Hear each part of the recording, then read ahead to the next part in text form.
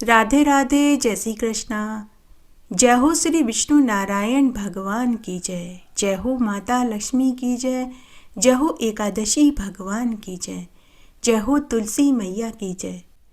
एक बार चंदरपुर नगर में एक संत महात्मा जी की टोली प्रवचन दे रही थी।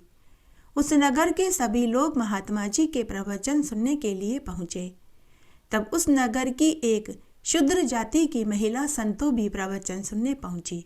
वहां पांडाल में सभी तरह के लोग बैठे थे, जिनमें अमीर गरीब सभी थे। संतों क्योंकि शूद्र जाति की थी तो वह पांडाल में सबसे पीछे एक कोने में जाकर बैठ गई और महात्मा जी के प्रवचन सुनने लगी। महात्मा जी ने कहा कि प्रत्येक व्यक्ति को अपनी हैसियत के अनुसार जप तप दान व्रत उपवास करने चाहिए ताकि बुरे कर्मों को कम किया जा सके, क्योंकि सांसारिक प्राणी अपने जीवन में थोड़ा बहुत पाप कर्म तो करते ही हैं। कुछ लोग ज़्यादा करते हैं तो कुछ लोग कम करते हैं, लेकिन इन बुरे कर्मों से कोई अछूता नहीं रहता। महात्मा जी आगे बोले कि एक पीपा घी का यज्ञ में आहुति देने पर 1 इंच बरसात होती है। प्रत्येक मनुष्य को 4 काम स्वयं ही करने पड़ते हैं। उस काम को अन्य कोई नहीं कर सकता। जैसे पेट भरने के लिए खाना मनुष्य स्वयं ही खाएगा, अन्य से खाने को अगर वह कहे तो उसका पेट नहीं भरेगा।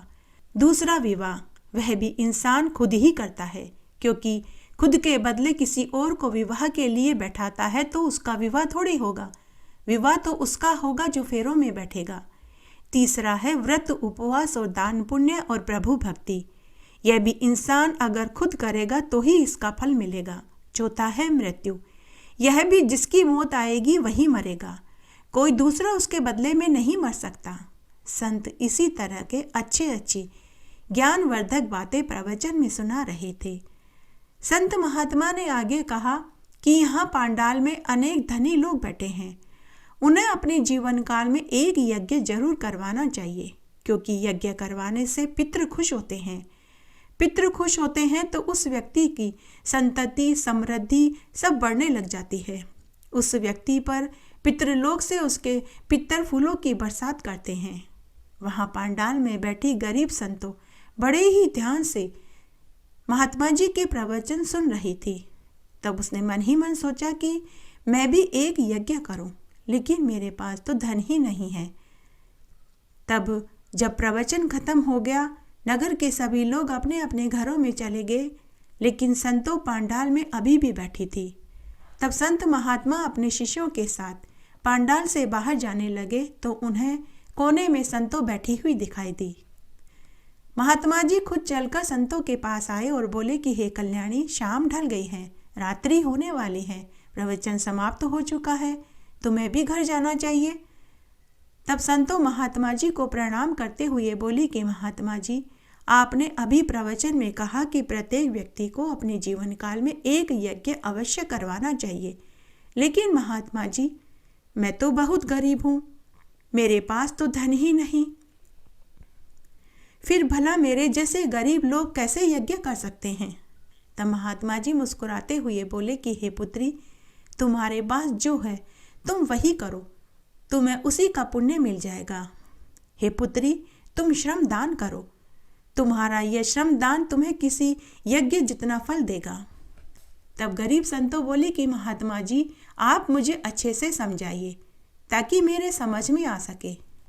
तब महात्मा जी मुस्कुराते हुए बोले कि हे पुत्री, श्रमदान का मतलब है तुम किसी आश्रम में जाकर अपनी सेवाएं दो, गायों की सेवा करो, तुम्हें यही यज्ञ जितना फल देगा।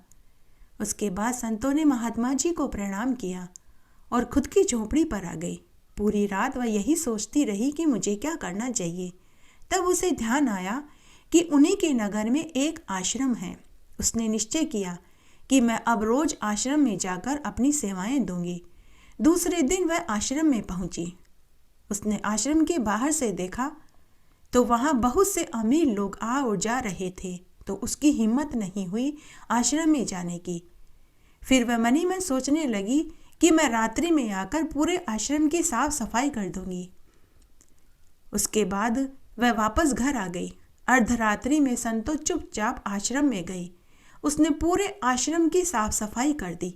सुंदर सुंदर मांडने मांड दिए, गाय भैंस के बाड़े की सफाई कर दी, गोबर पोटे उठा दिए, उपले बना दिए और सूखी लकड़ियों का एक जगह ढेर लगा दिया और वापस अपनी झोपड़ी में आ गई। दूसरे दिन आश्रम के गुरुजी ने उठकर देखा तो आश्रम में साफ सफाई हो रखी थी। सुंदर सुंदर मांडने मंडे हुए थे, गाय भैंस के बाड़े की भी सफाई हो रही थी, गोबर के उपले बने हुए थे, लकड़ियों का ढेर लगा हुआ था। गुरुजी ने आश्रम में सबसे पूछा कि यह सारा काम किसने और कब किया, लेकिन सभी आश्रम वासियों ने मना कर दिया। तब गुरुजी ने मन ही मन सोचा कि कोई भक्त तो होगा जो यह काम कर रहा है, मुझे देखना पड़ेगा। तब अर्धरात्रि को वापस से संतो आई और साफ सफाई करने लगी। दूसरे दिन फिर से गुरुजी ने आश्रम और बाड़े की साफ सफाई देखी तो गुरुजी ने निश्चय किया कि आज रात्रि को मैं खुद पता करूंगा कि यह काम कौन कर रहा है। तीसरी रात्रि को गुरुजी सोए ही नहीं, जागते रहे, लेकिन जैसे ही संतों के आने का समय हुआ गुरुजी को गहरी नींद आ गई। चौथे दिन गुरुजी माला का जाप करने के लिए बैठ गए और सोचने लगे कि आज तो मैं सोऊंगा ही नहीं, आज तो मुझे जागकर देखना ही है कि यह कार्य कौन कर रहा है। तब चौथी रात्रि को संतो आई और साफ सफाई करने लगी कि तभी झाड़ू की आवाज़ सुनकर गुरुजी बाहर आए और संतों से बोले कि हे कल्याणी, तुम कौन हो, कहाँ से आते हो और तुम क्यों अर्धरात्रि में यहाँ साफ सफाई करने आती हो। तब संतों ने गुरुजी को प्रणाम किया और बोली कि हे महाराज, मेरा नाम संतो है, मैं शूद्र जाति की विधवा महिला हूँ। अगर मैं यहाँ दिन में आती तो कोई भी मुझे आश्रम में आने नहीं देता। महाराज, एक बार हमारे नगर में एक संत महात्मा जी प्रवचन दे रहे थे। वो अपने प्रवचन में कह रहे थे कि प्रत्येक व्यक्ति को अपने जीवन काल में एक यज्ञ करना चाहिए ताकि पुण्य की प्राप्ति हो और दुखों का नाश हो। तब मैंने उन संत महात्मा से पूछा था कि मेरे पास तो धन ही नहीं है, मैं कैसे यज्ञ कर पाऊंगी। तो उन्होंने मुझे श्रमदान करने को कहा। अब मैं रोज अर्धरात्रि में आपके आश्रम में श्रमदान करने आती हूँ।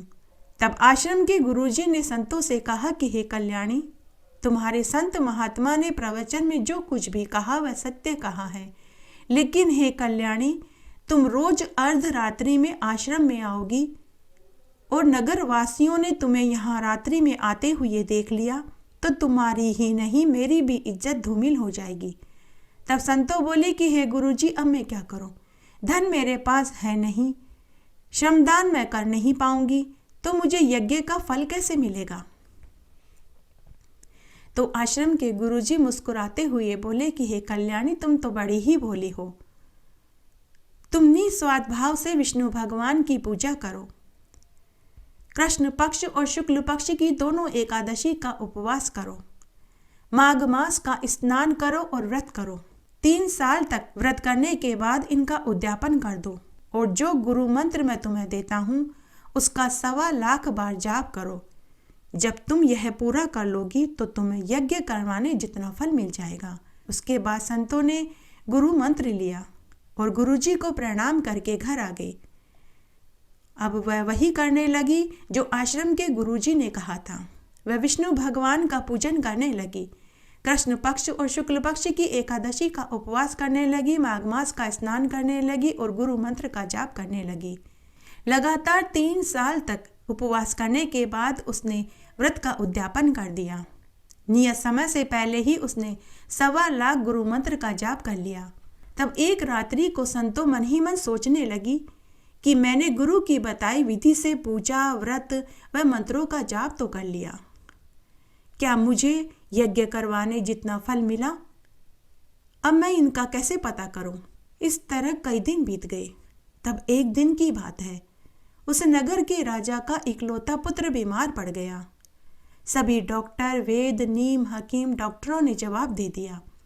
तब एक मंत्री के कहने पर राजा ने काशी के एक महान पंडित को बुलाकर अपने बेटे की जन्मपत्री दिखाई और पूछा कि हे पंडित जी महाराज, मेरा पुत्र कब और कैसे ठीक होगा। काशी पंडित ने राजा के पुत्र की जन्मपत्री देखी, फिर कुछ देर सोच विचार करने के बाद कहा कि हे महाराज, अगर आपके या आपके परिवार में किसी ने व्रत, उपवास और दान पुण्य किए हों, 26 एकादशी के व्रत किए हों, गरीबों को अन्न वस्त्र रुपया का दान दिया हो, ब्राह्मण की कन्याओं के फेरे पटकवाए हों, भागवत रामायण करवाई हो, नगर में कुएं तालाब बावड़ी धर्मशाला अनाथ आश्रम खुलवाए हों, यज्ञ हवन किए हों, कार्तिक वैशाख माघ मास के स्नान किए हों, अगर इनमें से कोई भी एक कार्य किया हो और वह इसका पुण्य आपके पुत्र को सौंप दे तो इसकी उम्र लंबी हो सकती है। तब राजा ने कहा कि हे पंडित जी महाराज, मैं धन का लोभी मोह माया के जाल में ही फंसा रहा। मेरे और मेरे परिवार में से किसी ने भी इनमें से कोई कार्य नहीं किया। तब पंडित जी कुछ देर सोचने के बाद बोले कि हे महाराज, तब तो एक अंतिम उपाय है। अगर आपके नगर में किसी ने इनमें से कोई एक भी कार्य किया हो, अगर वह अपने किए हुए अच्छे कार्यों का पुण्य फल आपके पुत्र को संकल्प भर कर सौंप दे तो आपका पुत्र बच सकता है। तब राजा ने पूरी नगरी में यह ढिंडोरा पिटवा दिया कि जिसने भी पंडित जी द्वारा बताए गए कार्यों में से एक भी कार्य किया हो, अगर वह अपना पुण्य मेरे मरते हुए पुत्र को सौंप दे और उससे अगर मेरा पुत्र स्वस्थ हो गया तो मैं उसे मुंह मांगा इनाम दूंगा। तब पूरी नगरी में कोई नहीं निकला, मात्र संतोषी एक ऐसी महिला थी जिसने पूरी श्रद्धा भाव से विष्णु भगवान की पूजा करी, एकादशी के उपवास करे और गुरु मंत्र का 1.25 लाख बार जाप किया था। जब संतों ने राजा की मुनादी सुनी तो उसने मन ही मन सोचा कि मुझे महल में जाना चाहिए और अपने यज्ञ का पुण्य राजा के पुत्र को सौंप देना चाहिए। इससे मुझे मालूम भी चल जाएगा कि मुझे गुरु के बताए तरीके से पूजा और व्रत जाप करने से यज्ञ करवाने जितना फल मिला भी है या नहीं, और राजा के पुत्र की जान भी बच जाएगी और मेरी परीक्षा भी हो जाएगी। दूसरे दिन संतो सुबह जल्दी उठी, नहा धोकर पूजा करके नगर के राजा के महल में पहुंच गई। उसे देखकर पहरेदार उसे डांटने लगे कि अरे ओ भाग यहाँ से, तेरे महल में आने से महल अपवित्र हो जाएगा। तब संतों ने कहा कि अरे भाई, मैं तो अपने यज्ञ का पुण्य राजा के पुत्र को सौंपने आई हूँ। पहरेदारों ने कहा कि यहीं बैठ जा, अभी गांव में से और भी लोग आएंगे, तब सभी को एक साथ भीतर लेकर जाऊंगा। सुबह से दोपहर हो गई, गांव में से संतों के अलावा और कोई नहीं आया। तब राज दरबार सजाया गया। राजा रानी मंत्री संतरी प्रजा के गणमान्य लोग एकत्रित हुए। संतों को राज दरबार में बुलाया गया। संतों को देखकर सभी पहरेदार मंत्री संतरी प्रजा जन हंसने लगे कि यह शूद्र जाति की महिला ने क्या यज्ञ किया होगा। तब राजा रानी ने संतों से पूछा कि हे कल्याणी, तुमने कौन सा यज्ञ किया है। तब संतों हाथ जोड़कर बोली कि हे महाराज, मुझे मेरे गुरुजी ने जो भी करने को कहा मैंने वही किया। अगर उसका पुण्य आपके पुत्र को सौंपने से उसकी जान बच सकती है तो मेरी भी परीक्षा हो जाएगी कि गुरुजी के बताए तरीके से चलने से मुझे यज्ञ करवाने जितना फल मिला भी है या नहीं। तब राजा रानी मंत्री संतरी प्रजा के लोग राजा के पुत्र के कक्ष में पहुंचे। तब संतों ने पूरे विश्वास के साथ हाथ में जल कुशा और तिल लेकर संकल्प भरा और मन ही मन बोली कि हे ईश्वर, अगर मेरे किए गए व्रत पूजा मंत्र जाप का फल कोटि यज्ञ करवाने जितना हो तो मैं अपने 500 यज्ञों का पुण्य राजा के पुत्र को सौंपना चाहती हूँ और 500 यज्ञों का पुण्य अपने परलोक के लिए संचित रखना चाहती हूँ। ऐसा संकल्प भरकर उसने जल छोड़ दिया। जैसे ही जल छोड़ा तो राजा का पुत्र आंखें मलता हुआ अंगड़ाई लेता हुआ उठकर खड़ा हो गया। वहां खड़े राजा रानी मंत्री संतरी प्रजा के गणमान्य लोग आश्चर्यचकित रह गए। राजा रानी संतों के चरणों में गिर पड़े और बोले कि हे कल्याणी, तुम बताओ अब तुम्हें क्या चाहिए। हीरे मोती सोने चांदी तुम्हारे वजन जितने तोल कर दे दूं, जमीन जायदाद तुम्हारे नाम कर दो, तुम्हें 1 सहस्त्र गाय दान में दे दूं। हे देवी, बताओ तुम्हें क्या चाहिए। अभी राजा रानी की बात खत्म ही हुई थी कि तभी संतों को लेने देवलोक से पुष्पक विमान लेकर देवदूत आ गए। तभी संतों ने अपनी पुरानी दह त्याग कर एक दिव्य दह धारण करके कीमती अलौकिक वस्त्र और आभूषणों से सुसज्जित होकर सभी से पूजनीय वंदनीय होकर देव विमान में बैठकर बैकुंठ में चिरकाल तक आनंद सुख भोगने के लिए चली गई। जब संतो देव विमान में बैठकर जा रही थी तो उसे प्रवचन देने वाले संत महात्मा ने देखा। आश्रम में से गुरुजी ने देखा। संत महात्मा और गुरुजी दोनों के हाथ जुड़ गए। हे विष्णु भगवान, जैसा फल आपने संतों को दिया वैसे हमें भी देना, कहानी कहने वाले को, सुनने वाले को और हुकारा भरने वाले को। चंपावती नगरी में एक महिषमान नाम का राजा राज्य करता था। उस राजा के 4 पुत्र थे। उन पुत्रों में राजा का सबसे बड़ा पुत्र, जिसका नाम लुम्पक था, वह बड़ा ही महापापी था। वह सदैव पर स्त्री गमन किया करता था तथा वेश्याओं के पास जाकर अपने पिता के धन को खर्च किया करता था। वह देवता, ब्राह्मण, वैष्णव सभी की निंदा किया करता था। जब पिता को अपने पुत्र के बारे में पता चला तो पिता ने अपने पुत्र को बहुत समझाया, लेकिन अपने पिता की एक भी बात का लुम्पक पर कोई असर नहीं हुआ। तब एक बार लुम्पक ने अपने ही नगर के एक ब्राह्मण की स्त्री के ऊपर बुरी नज़र डाली तो वह ब्राह्मण राजा के पास शिकायत लेकर आया। जब राजा ने सुना तो उसे बहुत दुख हुआ। राजा ने उसी समय अपने पुत्र को राज्य से निकाल दिया। जब लुम्पक सबके द्वारा त्याग दिया गया तब वह विचार करने लगा कि अब मैं क्या करूं, कहाँ जाऊं। अंत में वह दिन में घने वन में रहने लगा और रात को अपने पिता की नगरी में चोरी करता, कुकर्म करने लगा। जिस वन में वह रहता था वह भगवान को अत्यंत ही प्रिय था। उस वन में एक बहुत पुराना पीपल का वृक्ष था। वह पीपल का वृक्ष देवताओं का क्रीड़ा स्थल था। इसी वृक्ष के नीचे लुम्पक भी रहने लगा। कुछ दिनों के बाद पौष मास का महीना आया। तब पौष मास के कृष्ण पक्ष की दशमी के दिन वह वस्त्रहीन होने के कारण सर्दी से मूर्छित होकर गिर पड़ा। वह रात्रि को सो न सका। उसके हाथ पैर अकड़ गए। उसका दिन और वह रात्रि बड़ी कठिनाई से बीता। सूर्य नारायण भगवान के उदय होने पर भी उसकी मूर्छा नहीं खुली। तब सफला एकादशी की दोपहर तक वह दुराचारी इसी तरह मूर्छित पड़ा रहा। जब सूर्य की गर्मी से उसे कुछ थोड़ा होश आया तो वह अपने स्थान से उठा और वन में जाकर भोजन की खोज करने लगा। उस दिन वह चलने फिरने में असमर्थ महसूस कर रहा था, क्योंकि उसने एक दिन पहले कुछ नहीं खाया पिया था, इसलिए उसने जीव हत्या भी नहीं करी। उस दिन वह जीवों को मारने में असमर्थ था, इसलिए वह जमीन पर गिरे हुए कंद मूल फल को एकत्र करके उसी पीपल के वृक्ष के नीचे आया। जब सूर्य भगवान अस्ताचल को प्रस्थान कर गए तब वह पीपल की जड़ के पास फलों को रख कर कहने लगा कि हे ईश्वर, इन फलों से आप तृप्त हो जाइए। ऐसा कहकर वह रोने लगा और वह मन ही मन सोचने लगा कि वह अपने घर में था तो कितने स्वादिष्ट व्यंजन उसे खाने को मिलते थे, कितने सारे मीठे पेय पदार्थों को वह पीता था। रेशमी मुलायम गद्दों पर वह सोता था। रेशमी कपड़े और कीमती आभूषण वह पहनता था। लेकिन आज मेरे ही बुरे कर्मों के कारण आज मैं घने वन में पड़ा हूँ, धरती पर गिरे हुए कंद मूल फल खा रहा हूँ। ऐसा सोचकर वह करुण रुदन करने लगा। भोजन न करने से उसका एकादशी का उपवास हो गया और रात्रि में सो न पाने से उसका एकादशी की रात्रि का जागरण हो गया और भगवान नारायण की स्तुति करने से उसका एकादशी का संकीर्तन हो गया।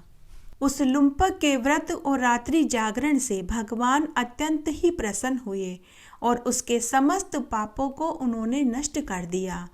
प्रातः होते ही एक दिव्य घोड़ा अनेक सुंदर वस्तुओं से सजा उसके सामने आकर खड़ा हो गया और तभी आकाशवाणी हुई कि हे पुत्र, भगवान नारायण के व्रत के प्रभाव से तेरे समस्त पाप नष्ट हो गए हैं। हे पुत्र, सफला एकादशी के व्रत और रात्रि जागरण करने से व लक्ष्मी नारायण भगवान के नाम की स्तुति करने से तेरे जीवन भर के समस्त पाप नष्ट हो गए हैं। अब तू वापस अपने नगर में जा और अपने पिता के राज्य का सुख भोग। लुम्पक ने जब ऐसी आकाशवाणी सुनी तो वह बहुत प्रसन्न हुआ और वह बोला कि हे ईश्वर, आपकी सदा ही जय हो। और ऐसा कहता हुआ वह सुंदर वस्त्रों को धारण कर घोड़े पर बैठकर अपने पिता के नगर में आया और महल में आकर उसने अपने पिता को पूरी सच्चाई बताई। पिता ने उसे अपने गले से लगा लिया और पिता ने राज्य का भार लुम्पक को सौंपकर संवन में तपस्या करने के लिए चला गया। अब लुम्पक भी शास्त्र अनुसार राज्य करने लगा। उसकी स्त्री पुत्र भी उसके परम भक्त बन गए। वृद्धावस्था आने पर लुम्पक ने भी अपने पुत्र को राज्य की गद्दी सौंप दी और स्वयं भी भगवान का भजन करने के लिए वन में चला गया और अंत में वह विष्णुलोक को प्राप्त हुआ। एक बार एक ऋषि और एक राजा साडू भाई थे। एक दिन राजा की रानी ने अपनी बहन और उसके पति को महल में भोजन खाने के लिए बुलवाया। ऋषि की पत्नी ने अपने पति से कहा कि हे स्वामी, मेरी बहन ने हमें भोजन खाने के लिए महल में बुलवाया है, अतः हमें उनके आतिथ्य को स्वीकार करना चाहिए।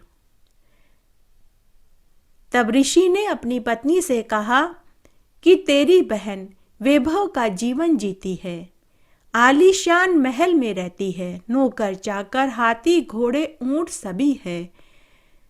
राजा को धन और राज्य की शक्ति का अहंकार होगा। वे हमारी बेइज्जती करने के लिए बुला रहे हैं। अगर हम आज उनके यहाँ भोजन करने के लिए जाएंगे तो हमें भी उन्हें भोजन खाने के लिए बुलाना पड़ेगा। जैसी व्यवस्था भोजन की वो करेंगे, हम जंगल में नहीं कर पाएंगे। इसलिए हमें उनके यहाँ भोजन करने के लिए नहीं जाना चाहिए। आप यह विचार त्याग दो। हमारा उनके यहाँ भोजन करने के लिए न जाना ही हित में है। परंतु ऋषि की पत्नी नहीं मानी। ऋषि की पत्नी ने जिद पकड़ ली। आखिर ऋषि को हार माननी पड़ी।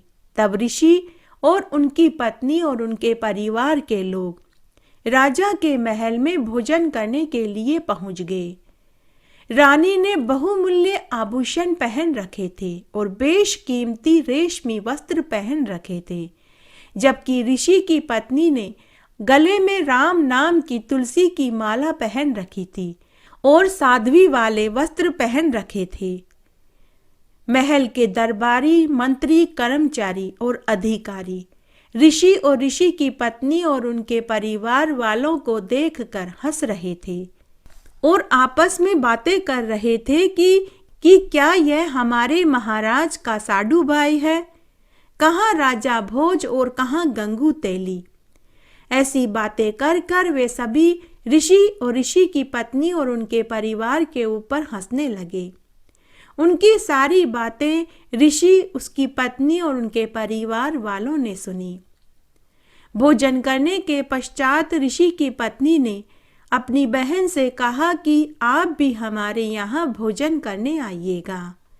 तब निश्चित दिन को राजा हजारों सैनिकों के साथ सपरिवार ऋषि के यहाँ भोजन करने के लिए उनकी कुटिया में पहुँच गए। जब ऋषि ने देखा कि राजा रानी अपने हजारों सैनिकों को लेकर उनके यहाँ भोजन करने आए हैं, तो ऋषि मन ही मन सोचने लगा कि अब मैं इनके भोजन की व्यवस्था किस प्रकार कर पाऊंगा। तब ऋषि ने स्वर्गलोक के राजा इंद्र से हाथ जोड़कर निवेदन किया कि हे इंद्रदेव, आप अपनी कामधेनु गाय मुझे उधार दे दीजिए।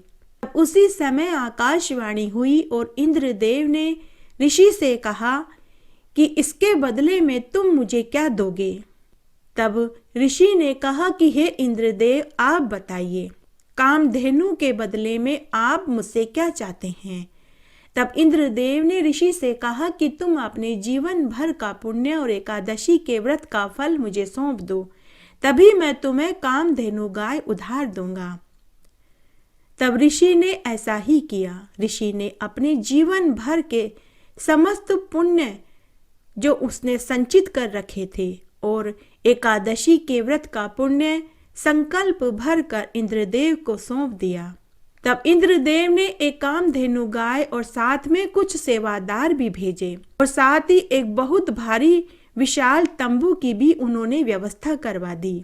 तभी वहां एक बहुत बड़ा भारी टेंट लग गया। टेंट के अंदर गाय खड़ी थी। ऋषि परिवार ने गौ माता की आरती उतारी और अपनी मनोकामना बताई। उसी समय वहां 56 प्रकार के भोग चांदी के बर्तनों में बनकर आ गए। लड्डू, जलेबी, कचौरी, दही बड़े, हलवा, खीर, दाल, रोटी, पूड़ी, बूंदी, बर्फी, रसगुल्ले इत्यादि। तब ऋषि ने राजा से कहा कि महाराज भोजन जीव लीजिए। तब राजा ने ऋषि की बेइज्जती करने के लिए कहा कि पहले तुम मेरी सेना को भोजन कराओ, साथ ही मेरे घोड़ों को भी हरा चारा खिलाने का प्रबंध करो, उसके बाद ही मैं भोजन करूंगा। ऋषि ने राजा से कहा कि प्रभु की कृपा से सब इंतजाम हो जाएगा, पहले आप और आपकी सेना भोजन कर लीजिए। राजा रानी उठकर भोजन करने वाले स्थान पर पहुंचे तो उन्होंने देखा कि वहां बहुत सुंदर सुंदर आलीशान कीमती वस्त्र बिछे हुए थे, सुंदर सुंदर आसन लगे हुए थे। राजा देखकर आश्चर्य में पड़ गया। उसके बाद चांदी की थालियों में 56 तरह के भोजन सेवादार रखने लगे।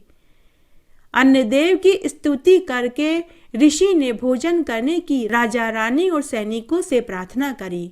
राजा ने मन ही मन सोचा कि इसके वैभव के सामने तो मेरा भोजन का भंडार कुछ भी नहीं। मैंने तो केवल ऋषि और इसके परिवार को ही भोजन कराया था और उसमें भी 3-4 तरह के पदार्थ ही भोजन में खिलाए थे। राजा शर्म के मारे पानी पानी हो रहा था। खाना खाते वक्त बहुत परेशान था, ईर्ष्या की अग्नि से धधक रहा था। उसे वह अपनी बेइज्जती समझ रहा था। सभी सैनिकों ने भोजन खा लिया।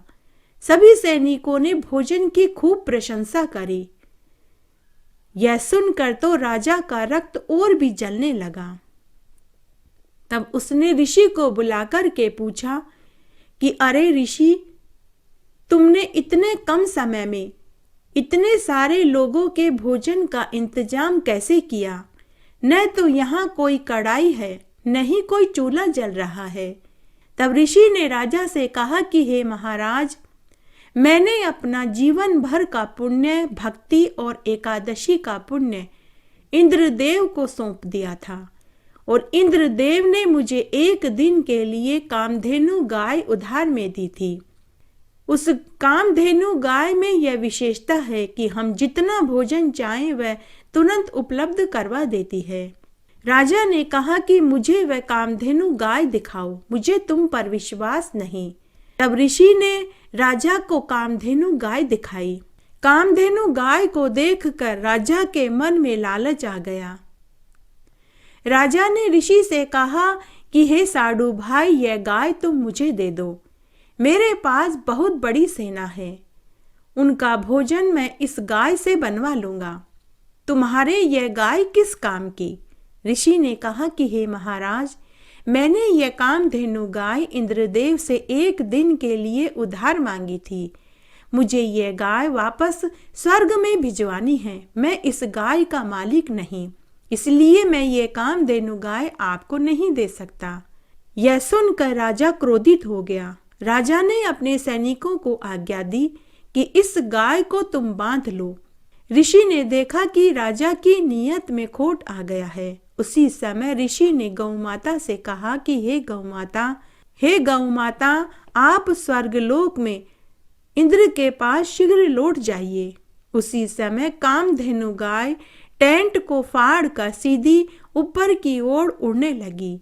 राजा ने गाय को उड़ते हुए देखा तो सेवकों को आज्ञा दी कि गाय को नीचे गिराओ, किसी भी तरह से इसे रोको। तब सेवकों ने गाय के पैरों में तीर मारा, जिससे गाय के पैर से खून बहने लगा और पृथ्वी पर गिरने लगा।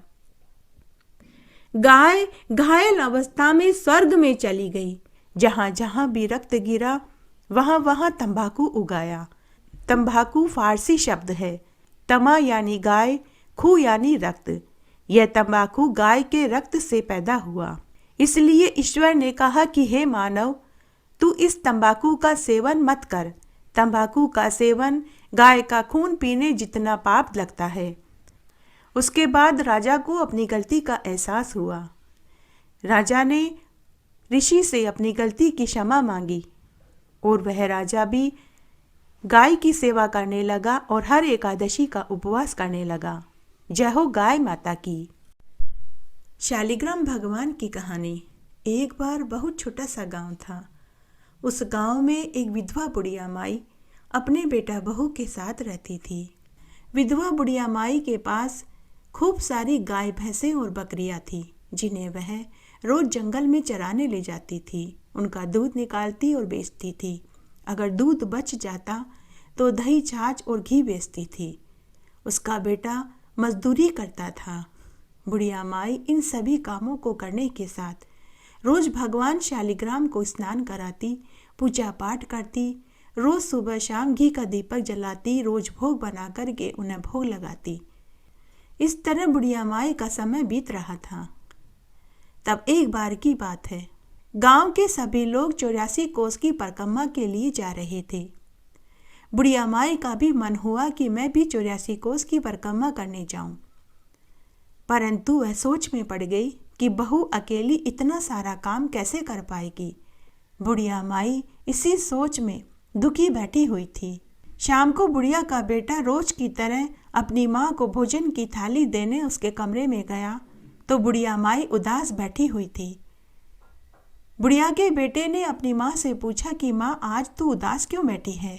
तो बुढ़िया माई ने अपने बेटे को उदासी का कारण बताया कि बेटा, गांव की सभी औरतें 84 कोस की परिक्रमा के लिए जा रही हैं। मेरा भी मन कर रहा है कि मैं भी 84 कोस की परिक्रमा करने जाऊं, लेकिन घर का, गाय भैंसों का और मेरे शालिग्राम भगवान का इतना सारा काम बहू अकेले कैसे करेगी? तो बेटा बोला, माँ, ऐसा मौका बार बार नहीं मिलता।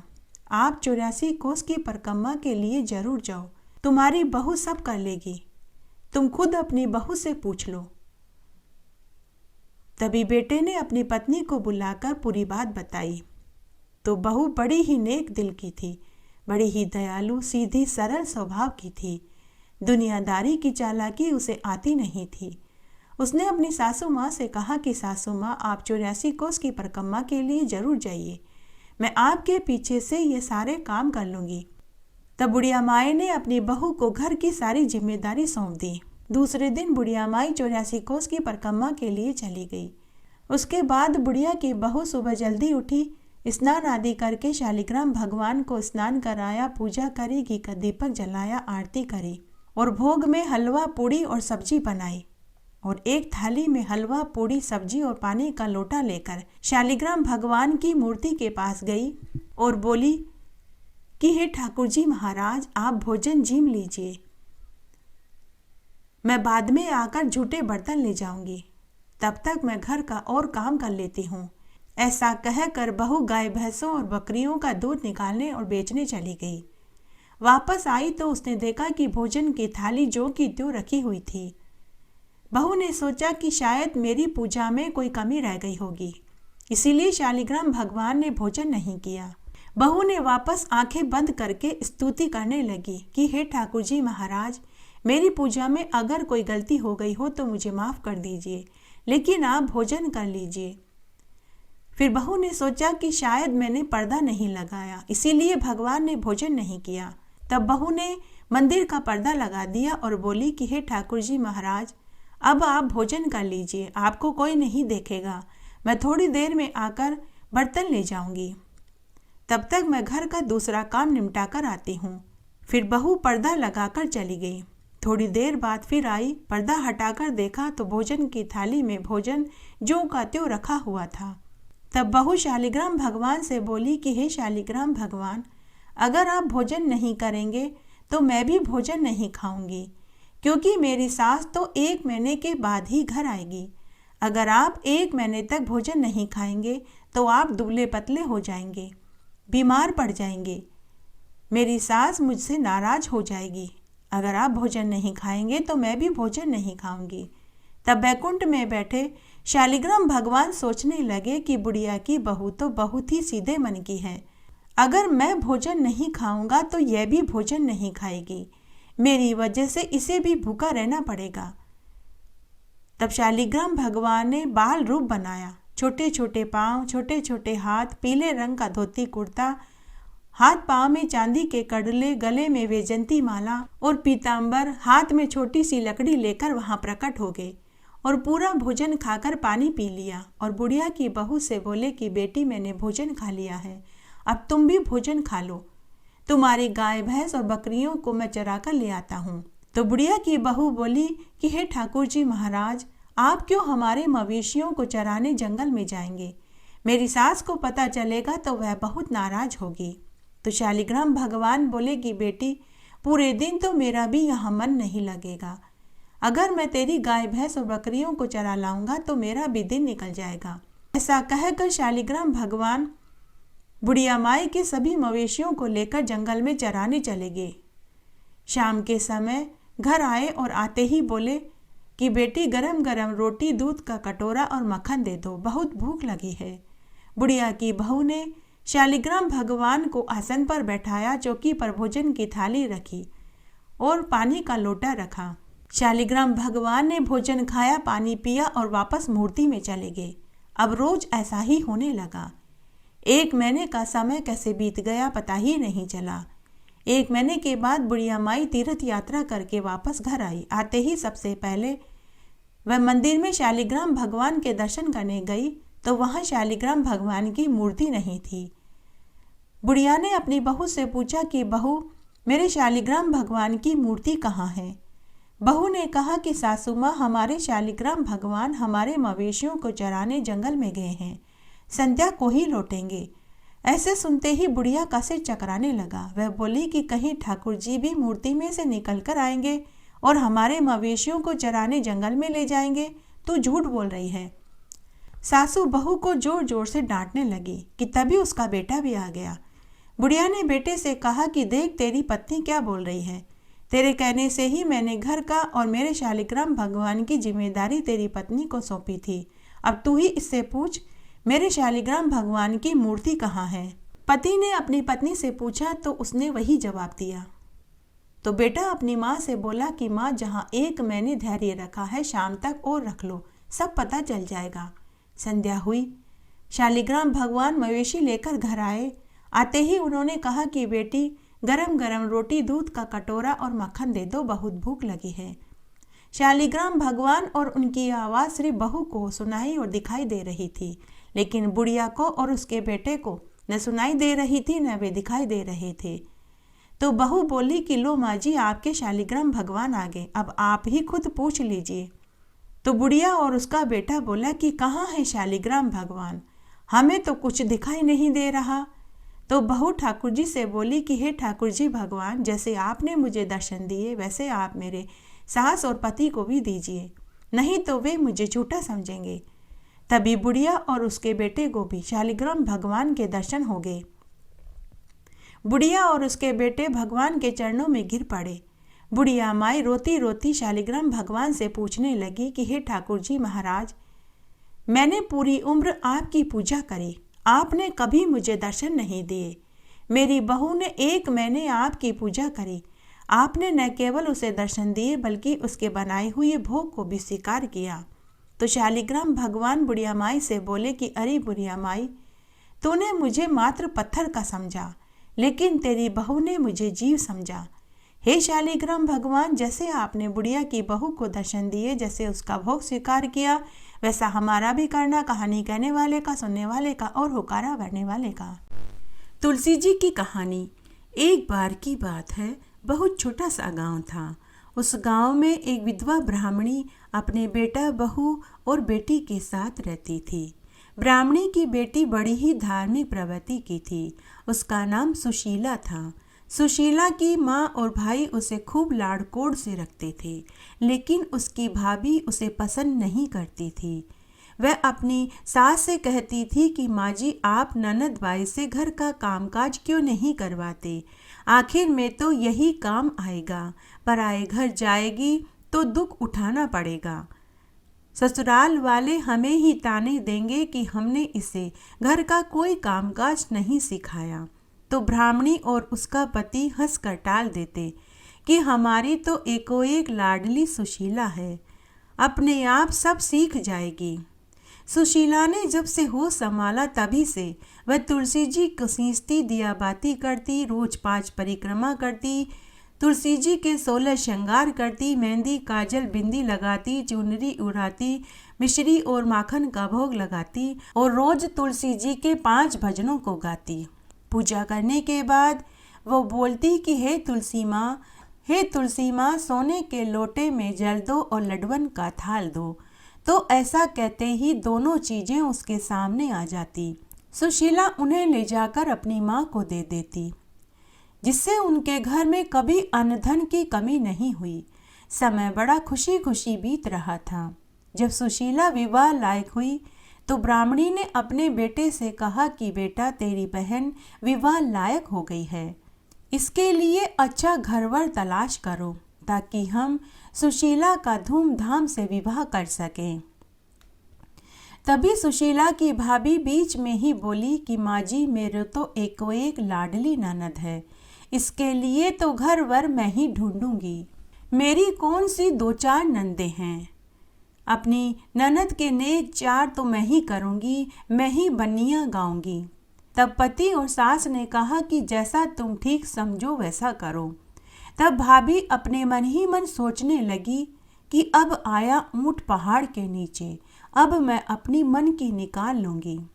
बरसों से वह अपनी ननद से खार खाए बैठी थी, तो उसने मन ही मन सोचा कि इसके लिए ऐसा गरीब घरवर ढूंढूंगी ताकि मेरी सास और मेरे पति को सबक मिल सके। तब भाभी ने एक गरीब से गरीब घर में सुशीला का रिश्ता तय कर दिया। तब ब्राह्मणी ने और उसके बेटे ने सुशीला का धूमधाम से विवाह कर दिया। जब सुशीला विवाह होकर ससुराल में पहुंची तो कोई वहां मंगल गीत गाने वाली महिलाएं नहीं थी, न ही किसी ने उसका आवभगत किया। ससुराल में केवल उसकी विधवा सासू और एक कुंवारी ननद थी। रात्रि में सुशीला ने दाल रोटी खाई और सो गई। सुबह रोज की तरह वह जल्दी उठी, स्नान आदि करके सुशीला अपनी सासू माँ के पास आई और पूछने लगी कि माँ जी, मेरे नित्य का नियम है कि मैं तुलसी जी की पूजा करती हूँ, तभी मैं अन्न जल ग्रहण करती हूँ। माँ जी, हमारे घर में तुलसी जी का पौधा कहाँ है? तो सास बोली कि बहू, हमारे घर में तो तुलसी का पौधा ही नहीं है। ऐसा करो, तुम अपनी ननद को साथ लेकर पड़ोस में चली जाओ, वहाँ तुलसी का पौधा है, तुम वहाँ जाकर पूजा कराओ। तब सुशीला अपनी छोटी ननद को साथ लेकर पड़ोस में तुलसी जी की पूजा करने चली गई। सुशीला ने वहाँ तुलसी जी की पूजा करी। हमेशा की तरह पूजा करने के बाद वह बोली कि हे तुलसी माँ, सोने के लोटे में जल दो और लड्डवन का थाल दो। उसी समय दोनों चीज़ें उसके सामने आ गई। सुशीला ने दोनों सामान पड़ोसन को पांव छूकर दे दिया। पड़ोसन धन और लड्डू पाकर बहुत खुश हुई। पड़ोसन ने सुशीला से कहा कि बहू, तुम तो रोज तुलसी जी की पूजा करने आ जाया करो। पड़ोसन को धन का लालच आ गया। जैसे ही सुशीला अपनी ननद के साथ घर आई तो ननद ने अपनी माँ को सारी बात बता दी। सास यह सुनते ही लाल पीली हो गई कि सोने का लोटा और लड्डुअन का थाल पड़ोसन को दे दिया। अब देखती हूँ कल कैसे पड़ोस में पूजा करने जाती है। दूसरे दिन सुबह जब सुशीला पूजा की थाली लेकर पड़ोस में तुलसी पूजा करने जाने लगी तो सास ने मना कर दिया। सास बोली कि बहू, कोई ज़रूरत नहीं है रोज रोज दूसरों के घर पूजा करने जाने की। बहू, तेरे मायके के रीति रिवाज यहाँ नहीं चलेंगे, चलो चुपचाप से घर के कामकाज में लग जाओ। सुशीला अपनी सास से कुछ नहीं बोली। उसने घर के चौके का सारा काम किया, झाड़ू पोछा किए, बर्तन किए, भोजन बनाया, सबको भोजन खिलाया, लेकिन उसने स्वयं अन्न जल ग्रहण नहीं किया, क्योंकि उसका नित्य का नियम था वह तुलसी जी की पूजा करने के बाद ही अन्न जल ग्रहण करती थी। इस तरह 4-5 दिन निकल गए। तब एक रात्रि को स्वप्न में तुलसी माता ने सुशीला को दर्शन देकर कहा कि बेटी उठो, क्यों भूखी प्यासी हो? बेटी तुम आजकल मेरी पूजा भी नहीं करती हो, नहीं तुम मुझे जल से सींचती हो, न घी का दीपक जलाती हो, न परिक्रमा करती हो और नहीं तुम मीठे मीठे मुझे भजन सुनाती हो। तो स्वप्न में ही सुशीला बोली कि हे तुलसी माँ, मेरे ससुराल में तुलसी का पौधा ही नहीं है, पड़ोस में मुझे सासू ननद जाने नहीं देती। तब तुलसी माँ बोली कि बेटी मैंने तेरे घर के आंगन में अपना वास बना लिया है, तुम अब रोज मेरी पूजा किया करो। ऐसा कहकर तुलसी माँ अंतर्ध्यान हो गई। सुबह जब सुशीला सोकर उठी तो उसे रात्रि के स्वप्न वाली बात याद आई। सुशीला भागी भागी आंगन में देखने गई तो वहां तुलसी का पौधा घेर गुमेर दूर तक फैला हुआ था, जिसकी हर लड़ी में सोने हीरे मोती लड़झड़ हो रहे थे। सुशीला देखकर बहुत खुश हुई। उसने पहले स्नान किया, पूजा की थाली जमाई और फिर उसने तुलसी माँ को जल से सींचा, घी का दीपक जलाया, रोली मोली चावल लच्छा बांधा, मेहंदी काजल बिंदी लगाई, चुंदड़ी उड़ाई और बोली कि हे माँ तुलसा, सोने के लोटे में जल दो, लडवन का थाल दो। ऐसा कहते ही दोनों चीजें उसके सामने आ गई। सुशीला ने दोनों सामान ले जाकर अपनी सास को पांव छूकर दे दिया। सास और ननद आश्चर्य में पड़ गए कि यह सब कहाँ से आया। सुशीला ने उन्हें पूरी बात बताई। सासू ननद भागी भागी घर के आंगन में देखने आई तो तुलसी का पौधा धन से लड़झड़ हो रहा था। सास और ननद ने सुशीला के पांव पकड़ लिए। सुशीला ने कहा कि माँ जी, भाई साहब, आप मेरे पांव मत पड़िए, उल्टी गंगा नहीं बहती, मैं आपके पांव लगूंगी, आप तुलसी माँ के पांव पड़िए। अब सास और ननद भी अपनी बहू के साथ तुलसी जी की पूजा करने लगी। कुछ ही समय में वे बहुत अमीर हो गए और कुछ ही महीनों में उनके घर में धन दौलत नौकर चाकर महल नुमा मकान हो गया। हाथी घोड़ा ऊंट बंगला मोटर गाड़ी जेवरात सब हो गए। वे अमीर लोगों की श्रेणी में गिने जाने लगे। जब पहली राखी आई तो भाभी का मन हुआ कि इस राखी पर ननद के ससुराल जाकर देखना चाहिए कि उसके क्या हाल हैं। जरूर ससुराल में धंधा पीट रही होगी, सूखे टिक्कड़ खाती होगी, फटे पुराने गुदड़े ओढ़ती होगी, फटी पुरानी साड़ियाँ पहनती होगी। तब भाभी अपने पति के साथ सुशीला के घर राखी बंधवाने पहुँचे तो सुशीला के ठाट बाट देखकर भाई को बहुत खुशी हुई, लेकिन भाभी की आंखें चकराने लगी, उसे तो चक्कर आने लगे। सुशीला अपने भाई भाभी से मिलकर बहुत खुश हुई। हे तुलसी माता, जैसे आपने सुशीला की पग पग पर मदद करी वैसी सबकी करना। कहानी कहने वाले की, सुनने वाले की और हुक्कारा भरने वाले की। गणेश जी की कहानी। एक गांव में एक अंधी विधवा बुढ़िया माई अपने बेटा बहू के साथ रहती थी। उसका बेटा दिहाड़ी मजदूरी करता था। वह 2 समय जितना ही भोजन का प्रबंध कर पाता था। वे बहुत गरीबी में जीवन जी रहे थे। अंधी बुढ़िया माई गणेश भगवान की परम भक्त थी। वह रोज नहा धोकर गणेश जी की पूजा पाठ किया करती थी। तब एक दिन गणेश भगवान बुढ़िया माई की पूजा और सेवा से प्रसन्न हो गए और उसे एक रात्रि में स्वप्न में दर्शन देकर बोले कि हे बुढ़िया माई, मैं तेरी पूजा पाठ से प्रसन्न हुआ। मैं तुझे एक वरदान देना चाहता हूँ, तू मांग, तुझे क्या चाहिए। तब स्वप्न में ही बुढ़िया माई बोली कि हे गणेश जी भगवान, मुझे मांगना नहीं आता। तो गणेश भगवान बोले कि बुढ़िया माई, तू अपने बेटा बहू से पूछ ले, मैं कल दोबारा इसी समय आऊँगा। ऐसा कहकर गणेश भगवान अंतर्ध्यान हो गए। सुबह जब बुढ़िया माई सोकर उठी तो उसे अपने स्वप्न वाली बात याद आई। तब उसने अपने बेटा बहू को गणेश जी वाली बात बताई।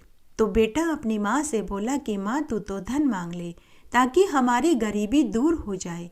तो बहू बोली कि सासू माँ, आप तो पोता मांग लो ताकि मेरी भी गोद भर जाए और आपको भी पोते का मुंह देखने को मिल जाए। तब बुढ़िया माई सोचने लगी कि बेटा बहू तो दोनों अपने अपने मतलब की बात कर रहे हैं। बुढ़िया माई शाम के समय घर के चबूतरे पर हमेशा की तरह आकर बैठ गई। उस समय वह बहुत उदास थी कि तभी उसकी पड़ोसन आई और पूछने लगी कि अरे बहन, आज तो उदास क्यों दिखाई दे रही है। तो बुढ़िया ने उसे भी पूरी बात बताई। तो पड़ोसन बोली कि अरे बहन, मेरी मान, तू तो अपने खुद के लिए आंखें मांग ले ताकि तेरी बाकी की जिंदगी आराम से कट जाए। बेटा बहू तो खुद के मतलब की चीज मांग रहे हैं। ऐसा कहकर पड़ोसन अपने घर चली गई।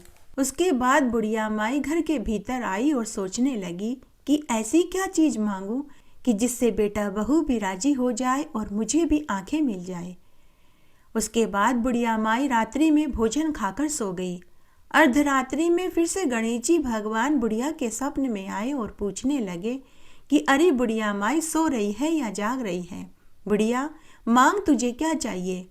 तो बुढ़िया माई बोली कि हे गणेश जी भगवान, मैं सोने के कटोरे में पोते को दूध पीता हुआ देखना चाहती हूँ।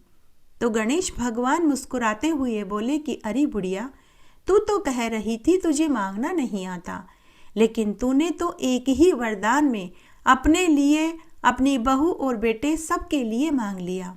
बुढ़िया माई, मैंने तुझे सब दिया। और तथास्तु का वरदान देकर गणेश भगवान अंतर्ध्यान हो गए।